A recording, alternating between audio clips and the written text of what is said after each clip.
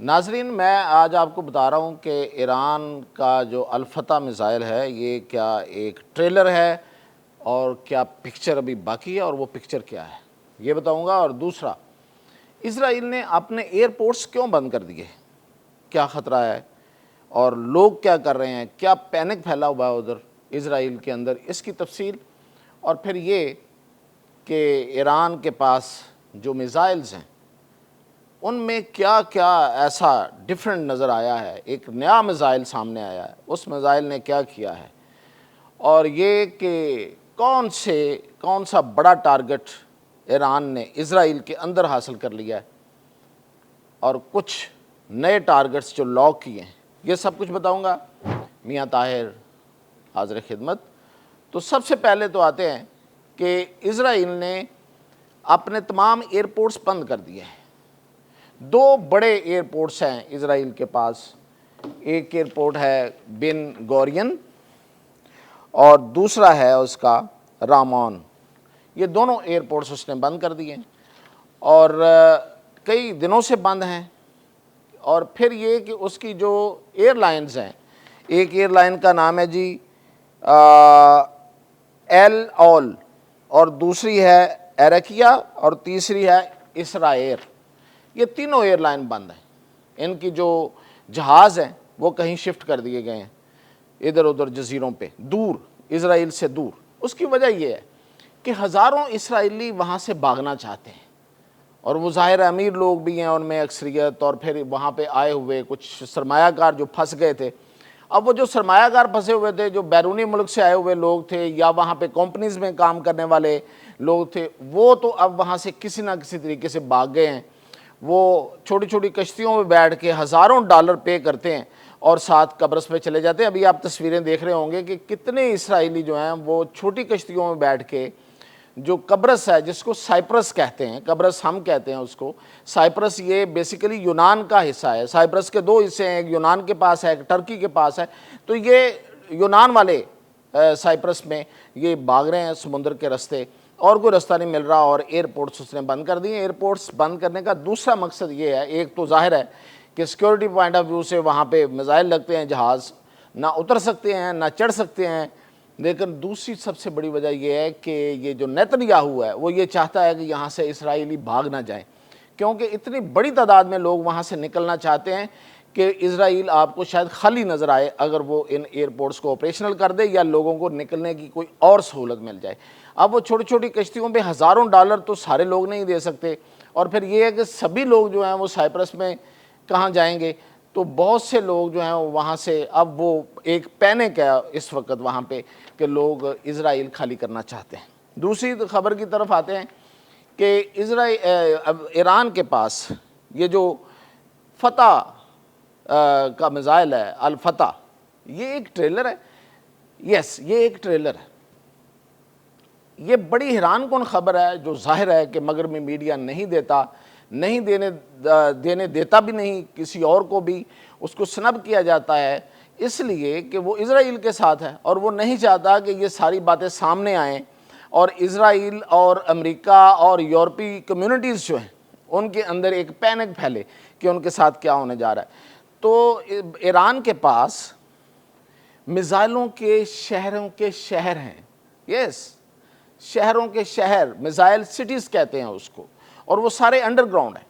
ایک missile city کو دورہ کرنا ہو آپ نے، اس کے میزائل کا دیکھنا ہو، ان کے جو وہاں سے ملی اطلاعات ہیں وہ یہ کہتی ہیں کہ جب کوئی ماہرین اس کو وزٹ کرتے ہیں تو 8 دن لگتے ہیں ایک جو انڈر گراؤنڈ میزائل سٹی ہے۔ اور یہ جو جتنے میزائل سٹی انڈر گراؤنڈ ہیں یہ سارے کے سارے انہوں نے اپنے، آپ کو پتا ہے کہ ایران بہت بڑا ہے رقبے میں، اسرائیل تو اس کے مقابلے میں کچھ بھی نہیں ہے، تو وہ تمام پورے ان کے پاس ٹیرینز ہیں، پہاڑی علاقے ہیں، ان پہاڑوں کے نیچے انہوں نے یہ شہر بنائے ہوئے ہیں اور اس میں یہ میزائل رکھے ہوئے ہیں، اور ایک سے ایک بڑھ کے میزائل ہے ان کے پاس۔ کون کون سے میزائل ہیں؟ 4-5 آپ کو نام لیے دیتا ہوں۔ ایک تو ہائپرسونک فتح، جس کا میں نے بتایا، جس نے نیندیں حرام کی ہوئی ہیں اسرائیلیوں کی، اور پھر ان کے پاس قیام، پھر ان کے پاس شہاب 1 2 3، اچھا جی، اور پھر ان کے پاس شیکان اور سجیل۔ تو یہ سجیل آپ کو پتہ ہے کہ جو سورہ فیل ہے اس میں بھی یہ استعمال ہوا ہے لفظ، تو اسی کے نام سے یہ سجیل ہے۔ اور خیبر آپ کو پتہ ہے کہ قلعہ خیبر جو حضرت علی نے فتح کیا تھا اس کے نام سے۔ اور یہ ایسے میزائل ہیں کہ ان کا فی الحال یہ مطلب ایرو 3 ایرو 2 جو ان کے روکنے والے ہیں، میزائل روکنے والے جو سسٹم ہیں، اور پھر بالکل اینڈ پہ جا کے آئرن ڈوم وہ اس پہ، اور تھارڈ کا ان کا جو سسٹم ہے جو میزائلوں کو روکتا ہے، ان کے سامنے یہ فیل ہے۔ دیکھیں ایرانی بڑے مطمئن طریقے سے بات کرتے ہیں۔ ابھی ان کے جو نئے سربراہ بنے ہیں محسن رضائی بھی ان کو کہتے ہیں، انہوں نے یہ کہا ہے اس میزائل سسٹم نظام کے، انہوں نے کہا ہے کہ ہم نے 400 میزائل مارے، ہمارے 10 لگ گئے کافی ہیں۔ اور یہ واقعتاً بات صحیح ہے کہ اسرائیل کے اندر ایک میزائل بھی لگ جائے تو بہت ہے، اتنی پینک وہاں پھیلتا، اور اتنا کچھ انہوں نے اب تک تباہ کر دیا ہے۔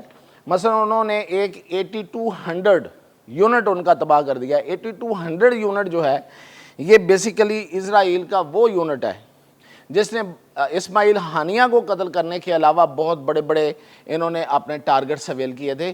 یہ ان کا ایک فوجی یونٹ ہے، اس کو تباہ کر دیا ہے۔